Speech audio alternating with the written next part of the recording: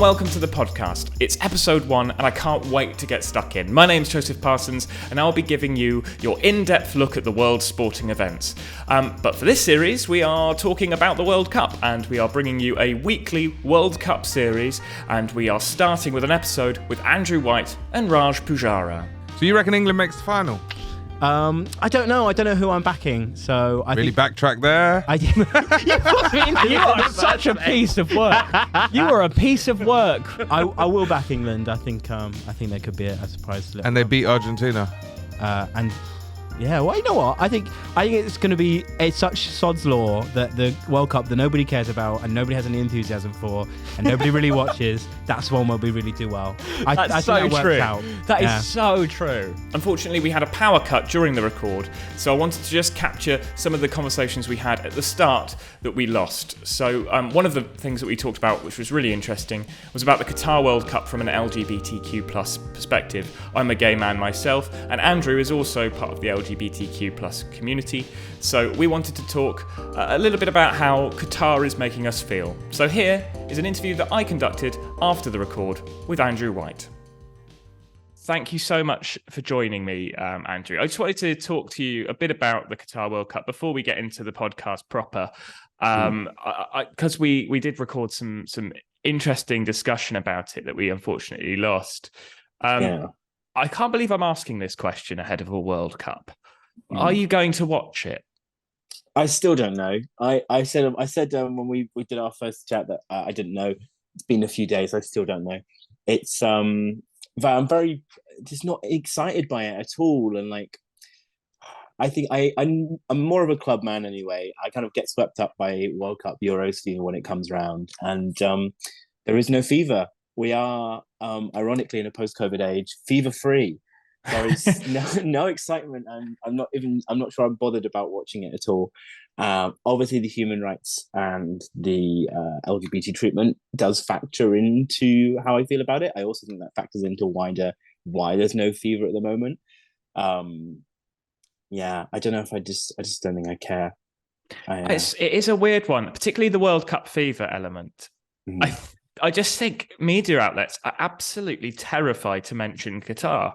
I think they don't want to mention. It's very much, and I suppose they can't really help it. It's not them at blame here, because someone has to show it. I mean, the real blame is at FIFA's door, isn't it? It shouldn't be on anyone else to make a moral stance, really. And I know that friends of mine are boycotting it and aren't watching it on moral stances.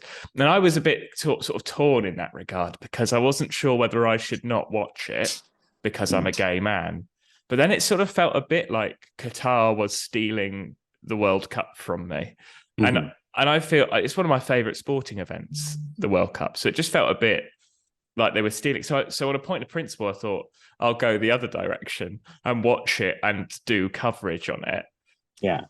To sort of show more, to focus on the football side of things. Obviously to talk about the human rights issues, but the football side of things. How do you think sort of straight pundits are handling, and also athletes are handling, the World Cup in Qatar so far? I mean, from an English point of view, not very well. I don't think they don't know what to do. They're very, very kind of sort of panicked vibe. As you say, I think people are very scared to mention it. And I know, like, they flew out on a plane that's called the Rainbow. I'm like, what do you fucking do? Right? Who cares? So I don't know. I feel like they're not activists. They're footballers. And I don't know whether it should be on them to. I don't know. They're not doing a very good job of it at the moment. They're kind of just scared and bumbling out excuses, like Gary Neville on Have I Got News for You, being like, "Oh well, I can expose the stuff whilst I'm out there," and Ian is sort of very rightly says, like, well, you can't. You know, when you're there commentating, you've got a job to do, and it would be really weird if you kept bringing up human rights abuses in the middle of commentary, and it wouldn't actually do that much good. It would be, you just get a lot of people sounding off about how annoyed they are about hearing about it. They'd be angry more at LGBT activists than they are at Qatar, which is a very common thing that happens when there's ever sort of any inconvenient backlash about something. Everyone's more annoyed about the correct cause. I say correct. I assume that we all think that is morally correct, but the people get more annoyed about the cause than the actual problems that have caused the cause. So I don't know. They're not handling it very well at the moment. I think that's another reason why the fever's not there. Like nobody's able to build excitement because they're all kind of stumbling to make sure that they seem morally correct, but also they don't know how to seem morally correct because they don't know what. Yeah, it's all a mess. It's just such a fucking mess. That was the wonderful Andrew White. If you want to hear the full interview, it will be in your podcast streams and on YouTube. But now we get into the podcast, and you join us talking about documentaries in sport and how we feel about them. We're like F1 has improved its fan base through Drive to Survive. We've got All or Nothing.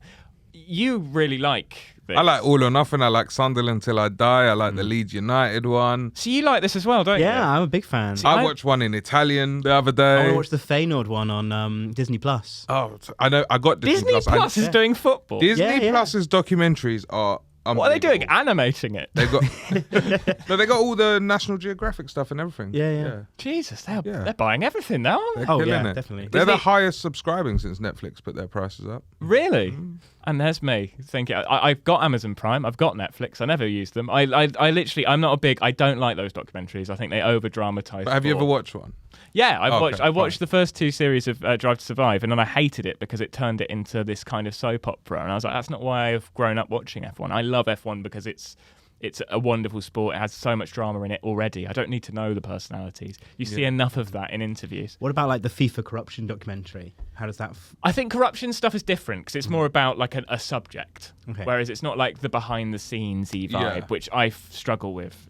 Same with the Man City one. I watched a few episodes of that. However much you sort of want to see more of the characters, I still think it just doesn't feel like it's born out of reality for me. It feels like it's slightly glamorized. Yeah, I think it just humanizes some people, though, isn't it? That's what I think I like about it. It's like these people that you just see kicking a ball, you get a little insight of what they're really like, you know?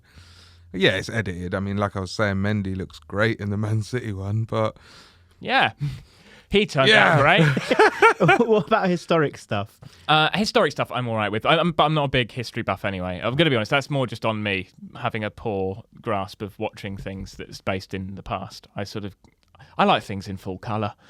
I'm an HD boy. I mean, like, not even that. Like, there's a documentary on the Bournemouth relegation survival with Eddie Howe. That's like 2009. That is a brilliant Football Manager story that just happened in real life. The Eddie Howe saving a team from like bust at League 2 level and just constant back-to-back promotions to get into the Premier League. You're a Bournemouth fan. I am, yes. We should talk about our teams actually because you're a... Take a guess. You could probably guess from my accent. I thought it was, in my mind, West Ham or... I was going to go Tottenham. Nah, Liverpool.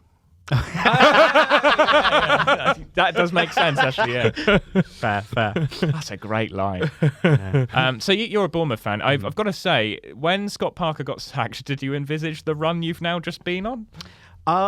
No, I did think things would improve. It's clear people didn't really want to play for him. It was a bit of a rotten attitude in the camp. But I didn't expect us to be so good, but then we did have quite a bad run as well, so it's evened out generally. Yeah, but they're still, for me, I've been so surprised. I thought they were doomed this year. I've never rated Scott Parker, but I never thought they would be even slightly mixing it with any team. I thought they were doomed. So I think the worry this year is probably Everton, West Ham, isn't it? Yeah, West Ham they've not picked up. Like Leicester have sort of West Ham have got been better. West Ham have been faking it for 2 years. Their squad is only Declan Rice. Do you think Moyes has done well then to get what he's got out of that team? Or do you think he's but just now got they're lucky? they're done. I think they're going to stick by Moyes though. I feel like they have to. I don't think they'll sack him. I think Frank's gone. Frank's gone. By the way, by the time this goes out, when the players are throwing their shirt out to the crowd and they're getting thrown back, I saw that happen live. Back. They were absolutely fuming. Yeah. That's amazing. Well, I'm a Bristol City fan. Was it Bournemouth that beat him? Yeah, I was there twice. at the game. Twice. So we beat them 4-1 in the Cup on the Tuesday and then 3-0 on the Saturday in the league. Oh. And on the Tuesday, all the players got jip on Twitter for not going and thanking the fans. Then they all go and thank the fans and get their shirts thrown back at them. And Frank Lampard literally has to be like held back by like security as he's trying to like bay the fans. Yeah, they were really not happy. Just another average season at Everton, really, isn't it? Yeah. Now we're kind of used to that. Now when has it been settled there? I can't. The Moyes era. Everton. It Yeah. feels like the Moyes Moyes. era was. Moyes did literally 11 years there, didn't he? And they were sort of mid-table teams. They tough to play against, but I mean, they weren't ever going to break records or go to the Champions League or anything like that. But they were doing all right. Now they're might be in the Championship, and they've got this new stadium. But I think it's the squad. I don't even think it's Frank Lampard. I think he's not the worst manager, but the squad is.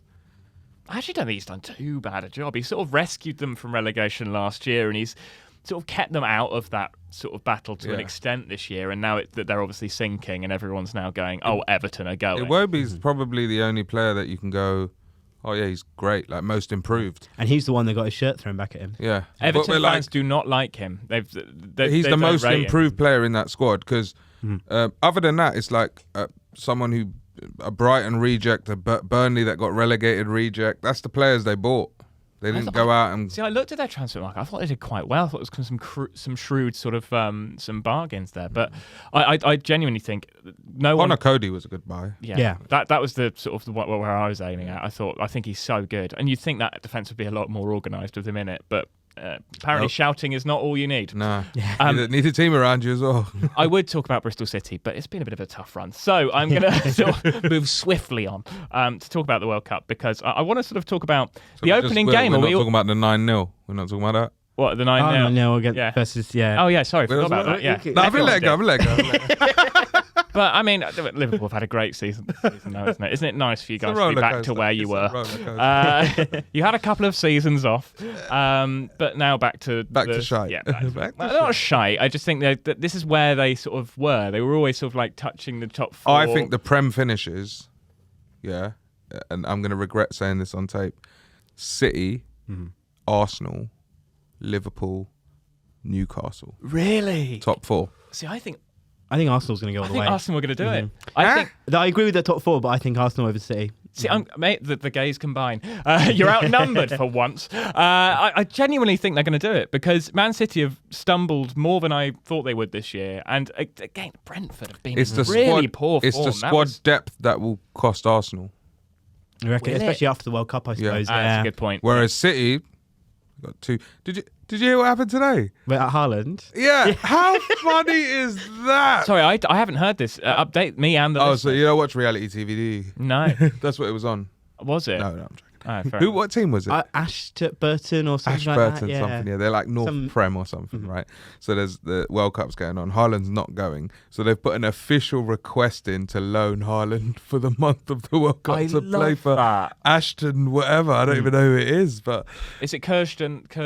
Is it Kirsten Ashton? They're in Manchester. Begins with an A. I don't know. Yeah. They're in Manchester, though. Okay, and they've just asked for him on loan, which I think is brilliant. I think they should do it. That's just you would, wouldn't you? If you were Haaland, you would.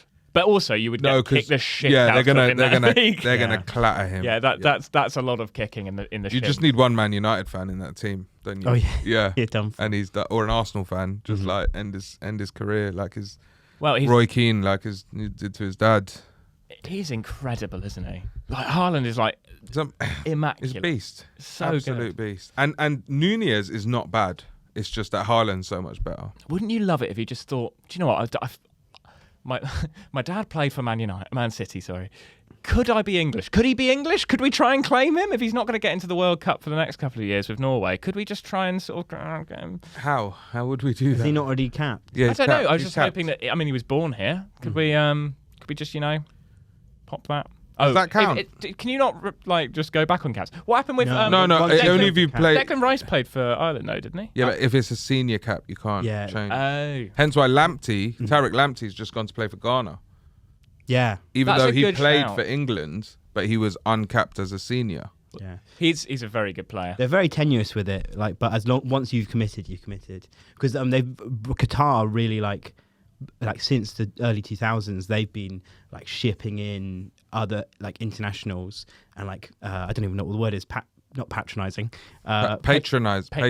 No. Yeah, you're making them Qatari, exactly. Yeah. So a lot of the Qatar squad have been shipped in, and they've built the youth development, and put in the money Cheeky. that way. Yeah. So that was really nicely drawn back into the World Cup there, because Qatar is our first game. Are we excited?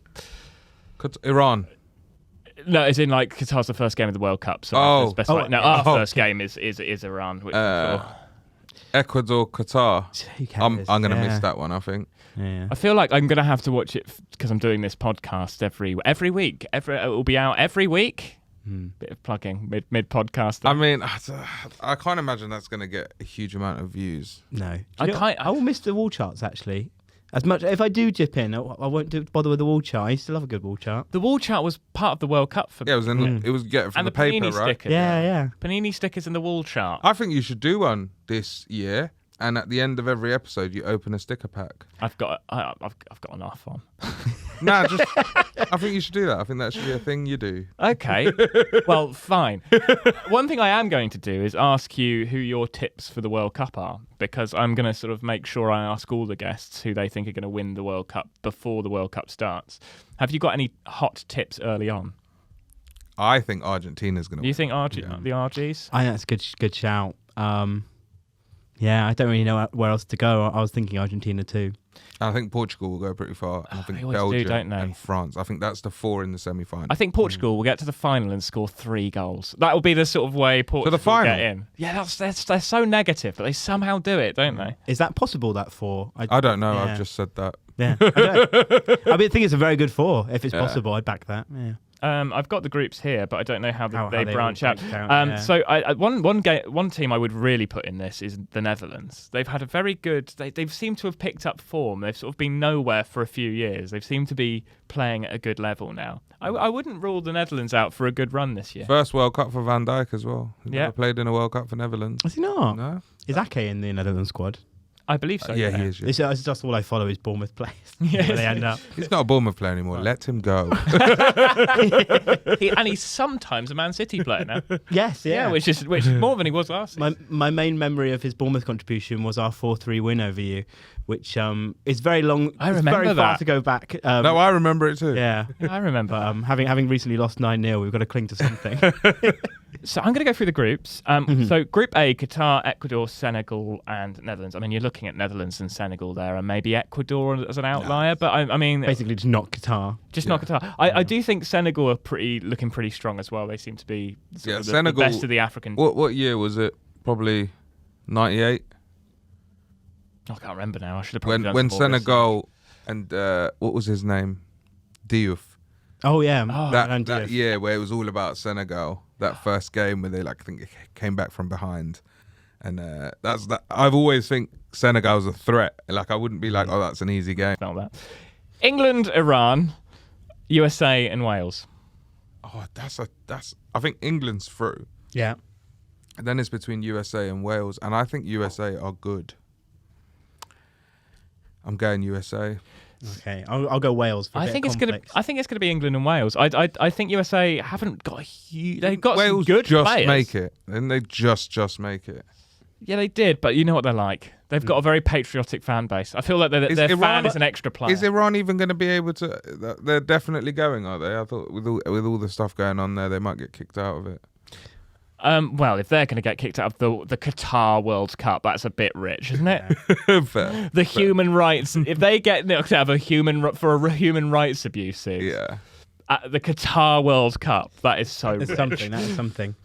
Just spotted Saudi Arabia's in the next group as well. We're absolutely smashing this. We are. I mean, and I'm going to be honest. We've got Argentina and Group C. We've got Argentina, Poland, Mexico, and Saudi Arabia. That's quite a tough tricky group. Yeah. For Saudi Arabia. They're not Saudi through. Arabia's bottom. They're gone. And then I think it's between Mexico and what was the third? Poland. Yeah. I think Poland's not what they used to be. No. Yeah. Have they still got the top man up top? Lewandowski. Don't think they do they? No idea. I don't know.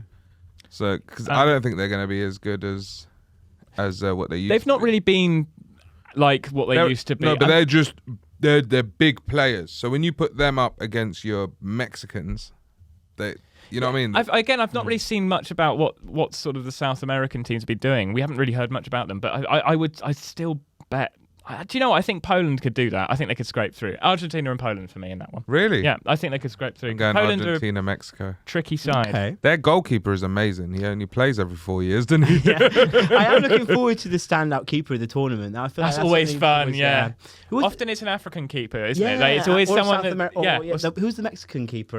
Is it Ospina? No, that's not another Ospina. guy. That's the Arsenal guy, isn't it? Yeah. It begins with O, though. Yes, yeah. He had absolutely just a His- reel of amazing saves. His reels are crazy. Does anyone remember Valderrama? It's not a goalkeeper, just reminds me of the big hair of Valderrama in a... That I think it's Colombian, yeah. The one that did The the... scorpion kick. Yeah. There was always these people that just sort of pop out of nowhere in like the world stage, and you're like, I now will remember them for no. I don't remember where they play position-wise, but that name will just stick in my head. No, That goal would have never counted anyway. That's the upsetting bit about that scorpion kick. Yeah. Is it wasn't a real save. was the is it Chevrolet or something used to be the free kick taker for Paraguay? Chevrolet. Was it Chevrolet or something like that? The car brand, Chevrolet. It was sort of something like that. I remember it being like there was another team where someone was the pen taker as well. yeah. I love it when goalkeepers do weird things. Like they're like the free kick taker. I think that's great. There needs to be more free kick takers that are goalkeepers. Yeah, I don't see why. They got all the power in the legs, don't they? They just have to work on accuracy. Yeah, like we need to work on accuracy on this podcast. I mean, we've got so much wrong Really, so far. yeah, but you're here. guessing everything. But you're here for the entertainment, not for the knowledge. Chevrolet. There are others. You can listen to The Athletic or something like that if you want Yeah. proper knowledge. They've come out of nowhere the last few years, haven't they? Well, it's sort of like an American thing. In fact, I will be interviewing Adam Crafton of The Athletic on this podcast. That'll be out soon. So a little plug for that. Just because I probably haven't said this already. This podcast is going to have interviews with journalists. It's going to have interviews with athletes. I've got some of those lined up. And obviously comedian analysis, which is what this technically is. So there we go. I tick all those boxes. Yeah. Yeah. But yes, The Athletic is it's a wonderful resource for sport, I think. I refuse to pay for it. I paid like the £1 jobby, and it's just I've never sort of renewed it. It just happens. I think I now pay £5 a month just through laziness. Yeah. I get lazy tax. I call it now. Yeah, I pay for loads of stuff like that. Right, I am going to rattle through these because we've got Group D now: France, Denmark, Tunisia, and Australia. Out of spite for not picking Philip Billing, I hope Denmark don't go through. Because I think that's a ridiculous decision. Oh, he's been really good this year. Exactly. He's got a hell of a shot on him. He's one of the only of the Denmark midfielders that's been selected. He's one of the few that's actually playing regular football and assisting and scoring and like showing some form. And he's a bit lanky and the ball gets away from him a lot. But he's not got the greatest touch. God, he can hit. He can hit that so, and it's I very. don't know why you don't want him in the squad. So I hope it's France and Australia. Oh, Australia! I don't even know any Australian players anymore. You know, I only knew Cahill. Yeah, he's not there anymore. Yeah. I can't tell you an Australian player. Probably still playing. He had a long career. No, I'd probably go Denmark and what was the first team? France. Yeah, I think France. France is a challenge. I think Tunisia might be a bit of a banana skin, but I think it's going to be for England. I think it's going to be France and fair play. I think France and Denmark. I think we're agreed on that one. Group E: Spain, Japan, Germany, and Costa Rica. If I've read the flag correctly, I've done this all based on flag knowledge. So yeah, Have you actually? Yeah. So, but this is written down somewhere. Which flag do you use? I You just could saw have got a thing as well. You I could have got I have got a chart somewhere that I We saved. can get all the way to the final, baby. And in fact, I might. have it So have you found a resource that is exclusively flag based? I was doing this whilst on a meeting, and so Right. I was trying to do this like sort of subtly, whilst no one was understanding that I was not paying attention. So I sort of did this very quickly. it was probably easier to just Google It's the crap. name than it was to look at the flags. Look, I love a good flag and I love a good flag quiz. to be honest, yeah, this But is unnecessary. I bet he's mixed up Switzerland and Poland though, for sure. Yeah. For sure. Switzerland and Poland don't have the same flag. They got so the I same would never- colours. Yeah, same colours, but I mean the Swiss flag's square Swiss for a flag starter. is pretty obvious. I'm a bit geeky when it comes to flags. Anyway, so probably those teams. So what do we think? I mean, you'd be hard pushed to say not Spain and Germany in that group, surely. 100%. Group F: Belgium, Croatia, Canada, and Morocco. Now, Canada are a bit of there's a bit of buzz around Canada this year. They've actually got quite a good team. Genuinely, no one would expect that. They are actually looking quite good. And yet, Junior Hoylett, is he Canadian? Is he in the squad? Oh, I'd love it if he was. Yeah. He's one of those kind of players, isn't he? Probably plays in the MLS and sort of still tearing it up. But I mean, Belgium and Croatia in that group. There's the other Canadian going in the Prem. Used to be Pesciolotto. Isn't Pesciolotto the goalkeeper? Alfonso? Oh, Davis is Canadian. Alfonso Davis. Yeah, he's Canadian. But just going back to USA, there's the Leeds player as well, isn't there? That midfield player. Aronson, Brandon Aronson. Yeah, he's. Because I bought him on Football Manager. Yeah, I played for Leeds. I remember loaning him on FIFA once. Yeah. It's amazing how like it's weird. Yeah. There's a player called Hopper or Hop. Do you see? He is so. He got on the train. Do you see this? No, He's playing Uno fans with the Middlesbrough fans. He was playing Uno on the train with the Middlesbrough fans because Middlesbrough went back to Middlesbrough and he was going the train down to King's Cross because he was flying out to meet the US squad and his family and stuff. So he ended up just on a regular train. There's a picture of him just playing Uno with Middlesbrough fans. I love that. Yeah. Oh, he'll probably be in the US team. I think he's a sort of. But that's the only Canadian I know. I don't know any other Canadian. Yeah. Well. Junior Hoylett. Who's he playing for now? I don't know. I used to be QPR. Yeah. But I have no idea now. Wasn't he? I seem to remember. I might be getting this wrong. He might be, Blackburn. He played for, didn't he? Or he did. Yeah. I think that was that a loanee from Arsenal. Could have been. Yeah. Who knows? I think he might be. I'm loving out there. I'm loving. I think I'm loving he might this. be in the MLS now. You know. Junior Hoylett is 32 years old now. He's at Reading. He's at Reading at the moment. But that's a lot of people are seemingly retiring there. Yeah. Well, we had Jan Cormigan and Brett Pittman both go and see out their careers at Jan Reading. Cormigan. He used to played for Charlton as well, didn't he? Yeah, Charlton. Then he kind of had a big spell at Bournemouth, and that was kind of the end of his. See, this is where we really bond because this is all very Championship League One heavy content. This, whereas you won't ever understand that. I won't. My, it's a great league though, but I won't understand it. My nan's a big Bournemouth fan as well. She has been since the 50s and stuff. And we got her a shirt once, and it was number 18, Jan Kermigan's, but we got Nan Kermigan on the back. That is superb. That's superb wordplay. Thank you. Well, this is good. I have actually got Google up now, so we can sort of Google. But not that I don't have any faith in my sort of research your flag reading. But if this is all right, I've done pretty well. You have done pretty well. Group G. Hoylett is in the squad. He is in the squad. Yeah. Apparently he scored in a 4-0 the win against Jamaica in the qualifications. Don't mind me, I've just got incredible cramp in my left leg. Do you want to do that thing where they lift your leg up? It's fine, I'm going to style it out. This is what a professional would do if they're presenting on the BBC. Yes. Which this would have been on. If they'd just gone with it. Anyway, Group G, if you do still want it, I'm open to offers. Group G, Brazil, Serbia, Switzerland and Cameroon. Well, it's Serbia and Switzerland to lose, really, isn't it? Yeah. Brazil have got. They're always worrying, aren't they? At World Cup. World Cups are sort of built for Brazil, aren't they? Mm-hmm. Anyway, so I don't know. Switzerland are kind of nothingy now, aren't they? They've sort of dissipated. It's sort of Belgiumed. They've sort of Belgiumed, haven't they? They've faded. Yeah. Well, but do you think Belgium's faded? Yeah, they had their chance, didn't they? To win the Euros and number one in the world still. Are they still number one in the world? Really? Still number one in the world, best team in the world. The amount of research that we have not done for I have not done for this. They're number one in the world. Well, there we go. Do you know, I'm actually starting to back Belgium this. So I think we've sort of decided Brazil are through, and Serbia, Cameroon, Switzerland. That's a bit of anyone. That could be either of them, yeah. That could either be a very exciting or a very boring group. Cameroon are quite a sort of defensive team, aren't they? From the African Cup of Nations, I remember them being they got through quite far, but it was very negative football, so it'll be interesting to see what they do. I'd love to see some African nations do quite well. I think some of those games will be cracking, but no one will really give them a chance, and they'll just watch the highlights. But I think they're going to be I'm going to commit. Because on a point of principle. Well, I'm going to commit quite hard, well, depending on life commitments. I mean, I'm commentating on the last England game at the Bill Murray. At the Bill Murray? What do you mean the last of the group? Yeah, so the last one, I'm doing like a live show for the England-Wales game at the Bill Murray, where I'm sort of doing like, I assume sort of commentary on it.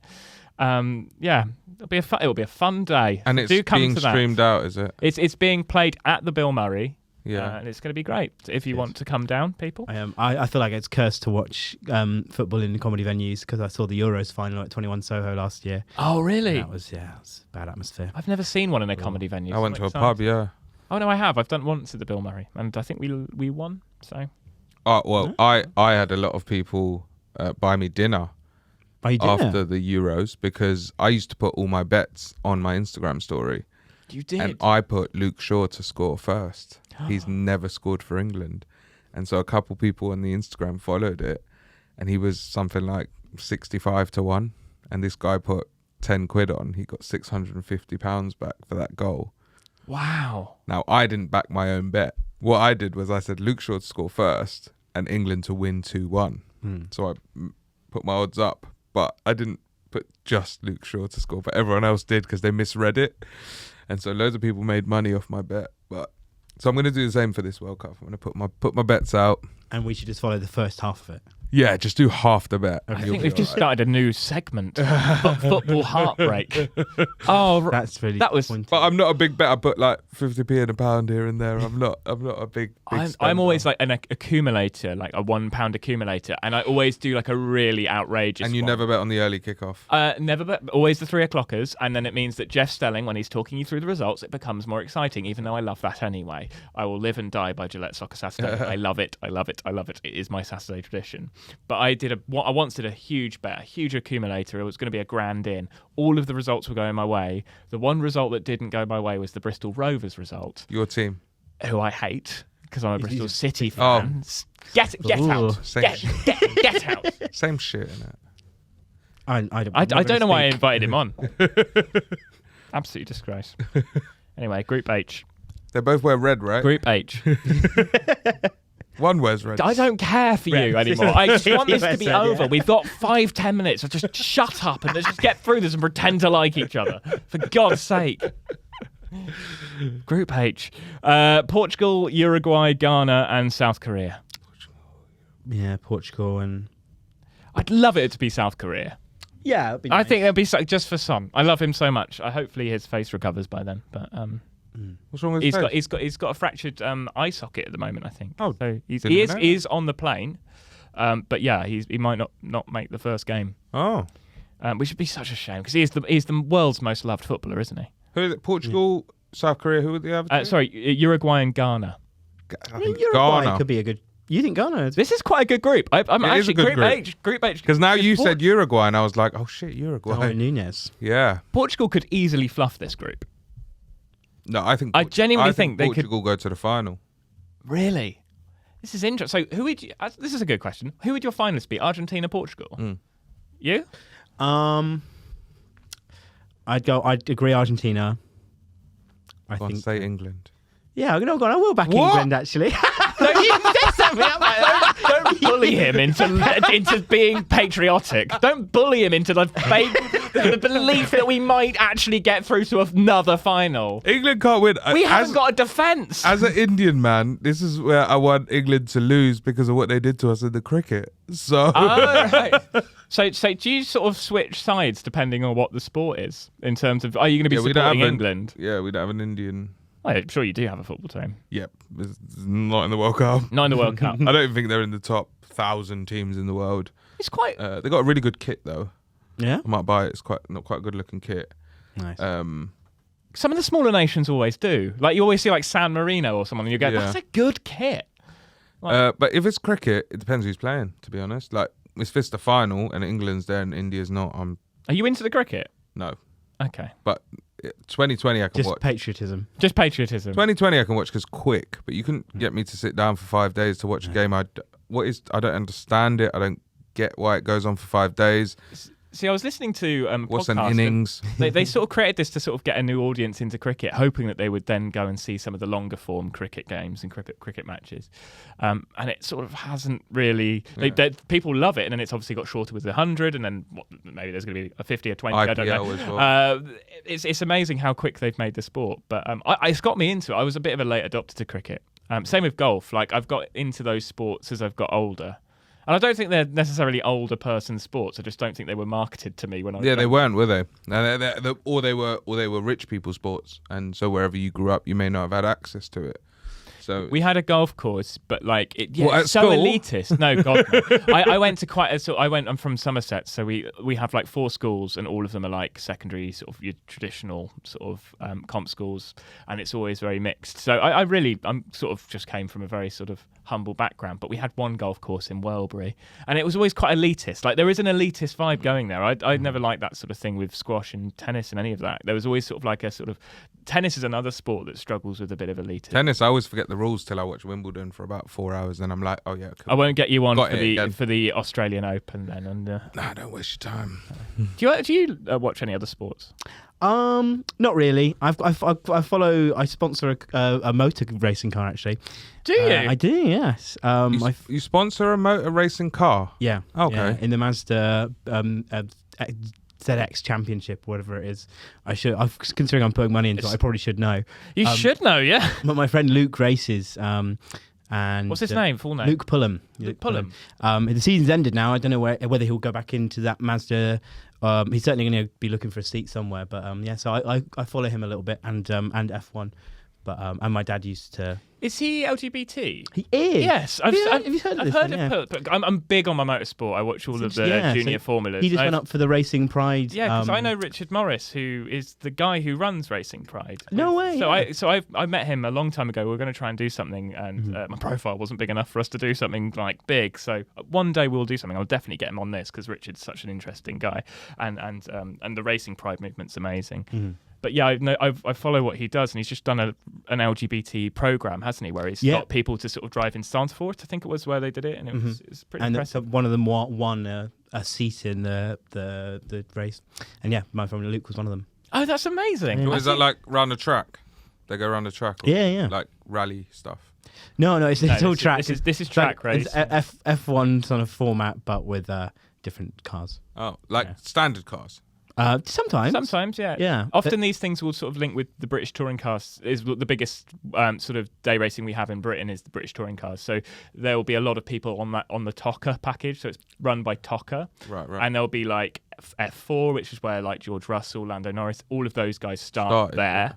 And you'll see people from different all around. I knew that from the documentary show. Really? Yeah, see, I wouldn't have known that otherwise. Well, I know that from following the sport. Such a hater. That was He sassy, really, innit? that was proper sassy. So you reckon England makes the final? I don't know. I don't know who I'm backing. So I Really think backtrack there? You are such a piece of work. You are a piece of work. I will back England. I think there could be a surprise. And they beat Argentina. And yeah, well, you know what? I think it's going to be such sod's law that the World Cup that nobody cares about and nobody has any enthusiasm for and nobody really watches. That's one where we really do well. I think that works out. That is so true. So you have England winning the World Cup? Yeah, England to win the World Cup. Fair. I'm just looking through this list now. I'm backing the Netherlands to get through to the final. I think it's going to be the Netherlands and Brazil. We need to know if that's a works, possibility. But if that works, it'll be those teams. Be a good final, that. I'd watch that. Actually, hang on. I'll watch everything, though, to be fair. That might not actually be viable. Really? Oh. Yeah. But either way, isn't everything viable? Don't they get split either side of the tree, like the top of the group, second group? yeah, actually, that's a good point. Who knows? Either way, if that happens, I think we know that our sort of dark horses are going to be. I think the Netherlands are going to be a dark horse that will get through to the final. You're sort of feeling for some reason Portugal will. I think is a bit of a punt based on sort of form. Maybe it's my desire to see Ronaldo and Messi in a World Cup final against each other. But Ronaldo's such a twat. Yeah, no, but it's still probably So's Messi. last World Cups for them, isn't it? So Yeah, true. That'll be good, actually. And It'll be a good Portugal's story. squad is tasty, man. It is, but it's the manager. Yeah. It makes it so not tasty. Who's the managing Portugal at the moment? I don't know I can't remember the name of the guy from the top of my head. Let's Google him. But every single time Portugal have played anything, okay, my keyboard's not working, so I'll get it on my phone. that's good. That's my laptop's broken. We've had tech Fairly issues. new. It's relatively new. That's not helpful. Fernando Santos. Fernando Santos. So yeah, Fernando Santos, as I was saying. Are you just going to cut that in like I didn't Google it? The way you... If you could edit out where he says England wins the World Cup as well. Yeah, yeah, please. So Fernando Santos, as I was saying, yeah, I am going to edit that in. No, he's just every single time they are just so set up negatively. They play such a defensive. They just lock the players out. If it works, it does seem to work. It's boring. They've bored the life out of me for a so good is decade. Tottenham boring. Yeah. But if it gets the results, they're higher than Liverpool. I can't say anything to them, can I? But it's boring. I couldn't watch it. Really? Yeah, it's boring football. I could watch any sport, even if it bores me. Yeah, sorry, I will watch it. But it's not like I'm not enjoying it. Mm-hmm. I'm just there. I watch every kickoff. I watch every game. If you come to my house, it's the sports channels all day. Oh, this is why we should live together. That's all you'll see. If no one's in the room, the telly's still on with sports on it. Yeah, I have to. If it's not sport, it's Sky Sports, whatever. Yeah, I'm always. But we've got like superstitions where if we change the channel, there'll be a wicket, or if we change the channel, there'll be a goal. So like we'll just change the channel if it's boring, come back to it, and there'll probably be a goal. It just happens every time like that. It's true. I think that was what happened in the Fulham game, wasn't it? I went to go out for a gig. Fulham were 1-1 with Man United. It was kind of quite a tense game, and then Man United scored as I left. I literally closed the laptop, popped 5 Live on in my ears, which I'd be great on, by the way, BBC. I mean, I feel like we should just dip into the Premier League a bit more because you guys like it, and I look at it from a distance. I'm very impartial in the Premier League.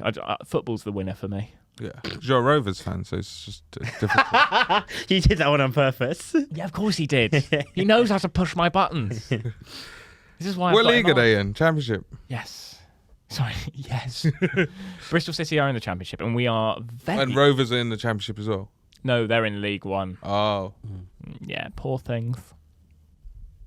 Uh, All the way down there. Joe Barton's their manager. Is Is he actually? I didn't know that. Yeah.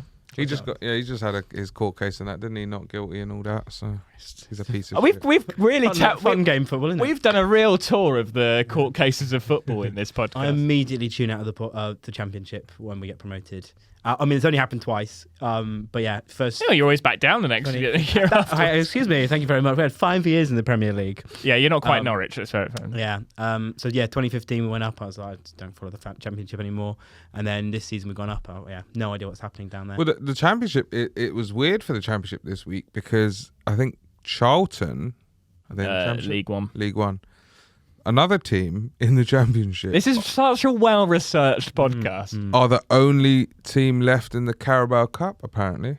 No other team survived from the Championship in the Carabao Cup. I'm not surprised. They don't really put much into it in the same way the Premier League teams don't really put much into it. It feels like League One. Maybe double check that stat from me. It didn't. I'm going to be honest, mate. It wasn't delivered with confidence. I've just headbutted the microphone. Because I thought it was Charlton, and so I'm thinking, is it League One? I'm thinking. Might be League One. But I think it's the Championship. Well, Charlton Athletic, they're a bit of a they're an entertaining side to watch this year. There's only one London club left in the Carabao Cup, I believe. Who's that? I don't know. I think we found our advert for the podcast. It might be Charlton. It could be Charlton. It could be. And they're the only one in League One that are left. Yeah. Okay, our facts sort of make sense there. Yeah, I feel like if we've managed to bodge a sort of stat out of that exchange, I'd be amazed. But we will check that. Yeah, you enjoy checking that. If your keyboard works. No, my keyboard works. It's all gone to shit now. That one worked. At least caps lock works. Caps lock's an A. I can just scream on my computer.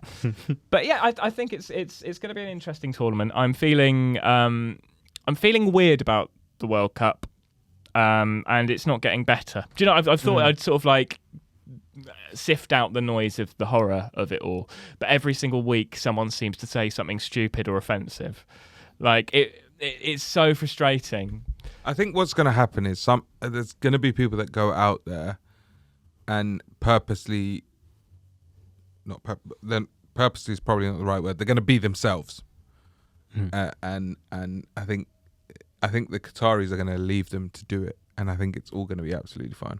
That's hopefully how it will work out, just for the people out there. I don't want them to feel that they're at risk or in danger. Each country sends their own police as well, don't they, to control their fans. Well, the Danish national team were going to make statements about their kit. They didn't want to have any branding on. Yeah, so they got full black kits. Yeah, they're doing that. But they've been. I think there was something in the news today about them being reprimanded for that, and people being reprimanded for doing political statements. I hate that. I don't know about you. I talk about this in my stand-up, but I just hate being described as a political movement, because I'm not. I'm just a gay man who likes a bit of sex with a guy. Like I'm not a political movement. I hate that people say this is like bringing politics into sport, because it just isn't, is it? It's just people living their lives, and then this regime. But where do you draw the line? Like, what, sexually? No. Yeah, where do you? What's the line? What's the line? Well, we don't want to go into that. If football's football and normal life is normal life, and you want to keep them separate, then why do we take time off for the Queen's death? Why do we do minute silences? Why do we do all of that? I think you pick and choose what you want to do, sort of thing. It doesn't make sense to me. I think you just have to I think the one thing I think that's different about a lot of things is any form of prejudice should be talked about in sport, because it's a thing that's stopping people from doing it. But then it's not political, right? It's not political, because it's just like in the same way that race shouldn't be political. Yeah, so then this shouldn't be... Sexuality shouldn't be politicised. We're talking about the same thing then. Yeah, absolutely. Yeah, we agree. Absolutely. We're violently agreeing in the same direction. Bristol Rovers are amazing. Yeah. I actually haven't had all right run. Anyway, I just think I just find it really frustrating that every single time you see it mentioned, it's just like, oh, just shut up, watch the sport. Watch the sport. I think the Qataris will really just keep quiet and just police violence rather than anything to do with the LGBTQ plus community. Can England fans drink out there? Yeah, £92 a pint. Yeah. So you're only allowed to go into the fan zones. Mm-hmm. You go into the fan zones through specific hours, and you're allowed to drink. But the biggest sports bar in Qatar, a pint is £80, $92. Wow. My concern is England fans trying to do drugs or take drugs. I really worry for those guys, because that is big problem. I mean, the pint may be it's probably half the cost of a London pint. Yeah. But yeah, if you do, shut up. This is a comedy podcast. I'm trying to bring it back because you guys are diving it into the ground and I just have to rescue it. But yeah, drugs there, I mean, that's like length of prison sentence and/or death penalty. And you don't want to be in prison over there. No, God. No. It's interesting that they are willing to break their drinking laws. It shows that this kind of narrative of you got to respect their culture, respect their laws. Well, clearly, when there's money involved, that doesn't count at all. It's quite a common thing, though, that, isn't it? Because there's a lot of Senegalese football players that came out saying they don't want to wear the rainbow flag because it's against what they believe in, but they'll happily wear Betfred logos and stuff all over them. Mm-hmm. And I think it's selective. I think it's based on what makes them feel uncomfortable. Yeah, I think it's as simple as that. Yeah, I think and remember, Betfred are paying them a fuckload of money. Yeah, to be on there. So it's and the gays, to be fair, we don't pay them anything. No. I've always said that about the gays. Frugal. The French league block everything, don't they? Liverpool, when they were sponsored by Carlsberg, they had a separate shirt if they were playing in France. You're not allowed to have beer logos on your shirt in France. I didn't know that. So it's just empty. Yeah, that's really interesting. It's a bit like in F1, you can't have tobacco companies sponsoring. Because it used to be Marlboro, didn't it? Mm. They looked so cool. I know it's bad. I know it's well, they were the longest exception, weren't they? Yeah. When they banned all smoking adverts, they were still allowed in the F1 because Bernie Ecclestone was bunging Tony Blair loads of money. Well, you see the mission Winnow mission. There's a logo on the Ferraris at the moment, which is actually Marlboro, and a Marlboro-owned company, but it's not Marlboro. So the cigarette companies are still branding on F1 cars through sort of subliminal brands that look like it. Apparently, that might just be a conspiracy theory I read on the internet. Don't start about conspiracy theories, man. Well, that's good. That's the next section of the podcast. No, we will have to wrap it up there. Cool. Thank you so much for coming on to the first ever Big Sport Pod. Did you enjoy yourselves? Loved it. Thanks. Good fun, wasn't it? And there'll be another one next week. We have some wonderful guests coming up, including and not excluding. We've got Hugh Davies coming up, which will be great. I'm excited because he's the least enthusiastic man on earth. So I can't wait. Is he a sports fan? Yeah, he loves his football. He's a Fulham fan. Yeah. Okay. I like American football. Let me know when you do one of them. Yeah. You watch them? It'll be coming up on the Big Sport Pod because we cover all sport, even the shit ones. Anyway, No? Okay. Thank you so much for coming on, and thank you for listening and watching the Big Sport Pod. We'll be back with you again next week. Thank you, love you, bye! Thank you so much for watching the first ever Big Sport Pod. If you do want to watch more of Andrew White and Raj Poojara, do follow them online. They are superb. They are touring all the time. They're doing loads of gigs, so do go and watch them. Also, Andrew White's a producer on Trusty Hogs. That's a fantastic podcast as well. If you want to see more of me, I've got a stand-up special that will be out very, very soon. In fact, in a couple of weeks. The date will be released on my Instagram, so follow me at Joseph Parsons Comedy. Joseph Parsons Comedy. So do follow me on that. And if you want to donate, there is a Ko-fi link in the bio of this podcast and or YouTube clip. So do click on that, and if you want to donate whatever you can afford.